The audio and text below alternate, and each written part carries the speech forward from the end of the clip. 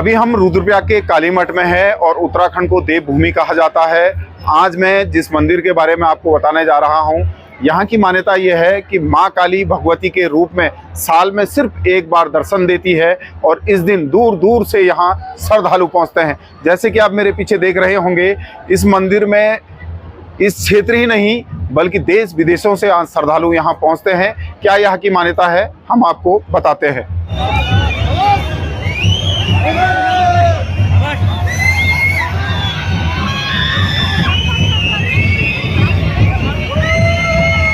कालीमठ मंदिर रुद्रप्रयाग जिले के प्रमुख पर्यटन स्थलों में से एक है। इस मंदिर को भारत के प्रमुख सिद्ध शक्तिपीठों में से एक माना जाता है। कालीमठ मंदिर हिंदू देवी देवता काली को समर्पित है।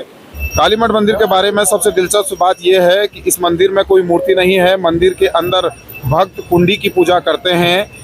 ये कुंड रजत पट की श्री यंत्र से ढका रहता है। केवल पूरे वर्ष में शारदा नवरात्रि में अष्टनवमी के दिन इस कुंड को खोला जाता है और दिव्य देवी देवताओं को बाहर ले जाया जाता है और पूजा भी केवल मध्य रात्रि में ही की जाती है। तब केवल मुख्य पुजारी ही मौजूद होते हैं। सामने आप नज़ारा देख रहे होंगे, ये हम कालीमठ मंदिर में हैं और मान्यता है कि यहाँ श्रद्धालु दूर दूर से आज अष्टमी के दिन आते हैं और आप सीधा नज़ारा आप देख रहे हैं। और यहाँ पर अभी कर्नल कोठियाल साहब भी पहुँचे हैं। सर, एक बार माँ देवी के दर्शन होते हैं, अद्भुत है। 4 धाम हमारे पास है, माँ देवी के यहाँ आप भी दर्शन करने पहुँचे। किस तरीके से पहले तो आप देखते हैं इस आस्था को? देखो, यहाँ पे तो जैसे कहते हैं ना कि कुछ स्थान ऐसे होते हैं जहाँ पे कि एक अलग एनर्जी होती है। ऐसे स्थानों में जब आप जाओ तो आपको ना खुद एहसास होना शुरू होता है कि कहीं ना कहीं आपके शरीर में आपके जो रोंगटे हैं उनमें ना असर आना शुरू होता है। और रोंगटे पे आप जितनी मर्जी कोशिश कर लो तभी असर आता है जब तो अंदर से एक फीलिंग आनी शुरू होती है। और ये फीलिंग एक इंसान में नहीं है, जितने हैं सब में, सबके सब एक भावना के साथ में है और सब एक फोकस के साथ में है कि जो देवी है उस देवी ने आज एक हमको मकसद से यहाँ पे बुलाया है। वो ऐसा लगता है कि जैसे जब हम युद्ध में जाते हैं ना और हमें पता होता है कि सबसे ज़्यादा बलिदान देने वाला जो समय आ गया है, जबकि आखिरी 200 मीटर की लड़ाई और जाकर के गोली भी चल रही है, उसमें आप घुसने वाले हैं। वो वाला जो एक जज्बा, एक जोश है, वो तो हमारे हिंदू धर्म में, हमारी पलटनों में हमेशा इसी प्रकार से चलता है। अभी आप देखो कैसे देवी का ना बिल्कुल प्रचंड तरीके से एक भावना के साथ में है और अपने अंदर उसके साथ में और बढ़ रहा है। इस क्षेत्र से आपका पुराना नाता रहा है, पर्यटन प्रदेश इसको कहते हैं, देवभूमि है। कैसे पर्यटन के साथ साथ धार्मिक तरीके से भी इसको जोड़ा जा सकता है? किस तरीके से जोड़ा जा सकता है, इसको डेवलप किया जा सकता है? देखो, हिमालय में तो 2 चीजें हैं जी। एक तो प्रकृति की ताकत तो है ही, देवी देवताओं का स्थान है, तो इसमें जिसे बोलेंगे हम रिलीजियस ताकत जो है, उसके साथ में एडवेंचर की भी पूरी क्षमता है।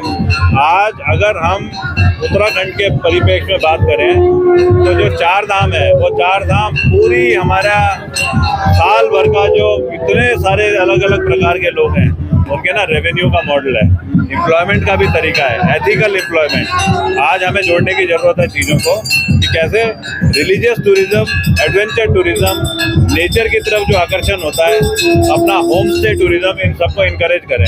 और हमें तो सबसे बड़ा खासियत ये है कि हमारी ना किस्मत है कि ठीक है, यहाँ पे आपदाएं तो आएंगी, ठीक है, यहाँ पे डिजास्टर आएंगे, उनके बीच में तो हमें रहना ही है, लेकिन उसके बीच में ये जो हमें नेचुरल जो स्ट्रेंथ मिल रही है भगवानों की, देवी देवताओं की, प्रकृति की, उसको एक ऑर्गेनाइज तरीके से कैसे हम यूथ को फोकस करके और आगे एम्प्लॉयमेंट का तरीका बनाएं। कैसे ये यकीन करें कि जो पहाड़ में जो पलायन की जो एक कार्रवाई है ना, उस पलायन के लिए कहीं किसी को बुलाने की जरूरत नहीं है, यहीं की एनर्जी को इकट्ठा करके और हम उसको एक रिवर्स पलायन की प्रोसेस कैसे बना पाए। जिस तरीके से देखा जा रहा है कि कुछ सालों से बद्रीनाथ केदारनाथ यानी कि जो 4 धाम यात्रा है उस पर भारी श्रद्धालु आ रहे हैं, लेकिन अब चाहिए हमको कि जो ये यात्रा है इसको कैसे डाइवर्ट किया जाए। क्या इसके लिए आपकी क्या प्लानिंग आपको लगती है कि जो इस तरीके के हमारे मंदिर मठ हैं उनको कैसे डेवलप किया जाए कि यात्री इन मंदिरों से भी रूबरू हो सके? देखो, आज हम अगर बात करें इस वैली की रुद्रप्रयाग में, तो यहाँ पे जो उत्तराखंड के 4 धाम हैं, तो उन 4 धामों का एक बहुत बड़ा या सबसे बड़ा आकर्षण है केदारनाथ मंदिर, लेकिन केदारनाथ मंदिर को अगर देखें तो पंच केदार है। पंच केदार में जब हम केदारनाथ मंदिर को देखते हैं तो आप ये लेके चलिए कि आप एंट्री कर रहे हैं रुद्रप्रयाग से। सबसे पहले ना कार्तिक स्वामी का मंदिर है, जो कि खुद बाबा के जो खुद उनके परिवार से और सारी की सारी जो नेगेटिव एनर्जी है उसको रोकते हैं। उसके बाद में आप आगे बढ़िए तो आपको तुंगनाथ मंदिर, उसके बाद में मद महेश्वर, फिर केदारनाथ, उसके बगल में जहाँ पे शिव जी की शादी हुई थी अपना त्रिजुकी नारायण। तो ये सारी की सारी जो एक तरतीब बन रखी है रिलीजियस एनर्जी के तरीके कारण से हमको आकर्षण करने की, हमें ना उसे ग्रुपिंग करना है। हमें उसको ऐसा लेके चलना है कि जो केदारनाथ में आज एक सक्सेसफुल मॉडल है यात्रा के साथ में इतने सारे लोगों को एम्प्लॉयमेंट देने का, उसी को कॉपी करके हमें मदमहेश्वर घाटी में जाना है, जिसमें कि खुद देवता ऊपर है, भगवान खुद ऊपर हैं। तो अपना ये क्या बोलते हैं रिलीजियस तो स्ट्रेंथ है ही, और प्राकृतिक स्ट्रेंथ उस पूरे रास्ते में है। वहाँ के लोगों को, वहाँ के जो अलग अलग तकबे के प्रयास हैं उनको इकट्ठा करके, लोकल प्रोड्यूस को इकट्ठा करके और एक कामयाब मॉडल बनाना है। इसी का एक हमारा प्रयास अभी चल भी रहा है मदमहेश्वर घाटी का। अगर मैं इस तरीके के मंदिरों को यात्रा से हम जोड़ते हैं तो आपको क्या लगता है आने वाले समय में कितना फायदा मिलेगा इस प्रदेश को? देखो, आज सारा का सारा रेवेन्यू जो है ना 70% रेवेन्यू वो आ रहा है हमारे चार धाम से। लेकिन चार धाम खाली चार धाम नहीं है, पंच बद्री हैं, पंच केदार हैं, वो खुद अपने में एक बहुत बड़ी परिक्रमा है। और ये लोग जब आते हैं, मान लो एक हफ्ते के लिए आदमी आ रहा है, इस परिक्रमा का भी एक अगर सिस्टमेटिक हम अवेयर करा दें तो वो जो 7 दिन के लिए आ रहा है वो 7 चौक 28 दिन के लिए आएगा। मतलब हमें तो यहाँ पे एम्प्लॉयमेंट की जो रिक्वायरमेंट है वो तो पूरी करके ऐसा स्टेज भी आ सकता है कि हम नीचे वाले लोगों को बुला करके भी उनको भी एम्प्लॉयमेंट दे सकते हैं। Thank you. दैनिक उत्तराखंड से बात करने के लिए बहुत बहुत धन्यवाद आपका। Thank you. ये थे हमारे साथ कर्नल अजय कोठियाल साहब हैं। और इससे पहले जब केदारनाथ में आपदा आई 2013 में, तो जो पुनर्निर्माण का कार्य है वो कर्नल अजय कोठियाल ने ही केदारनाथ में पुनर्निर्माण का कार्य किया था।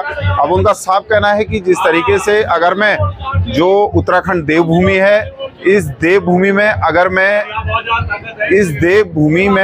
इस तरीके के जो प्रसिद्ध मंदिर है उनको अगर मैं यात्रा से जोड़ा जाए तो जो लगातार चार धाम यात्रा में जो पर्यटक आ रहे हैं, जो श्रद्धालु आ रहे हैं, कहीं ना कहीं उन लोगों को भी इन अपने धार्मिक स्थलों से जोड़ा जा सकता है और जो हमारे यहाँ के युवा हैं उनको भी स्वरोजगार से जोड़ा जा सकता है।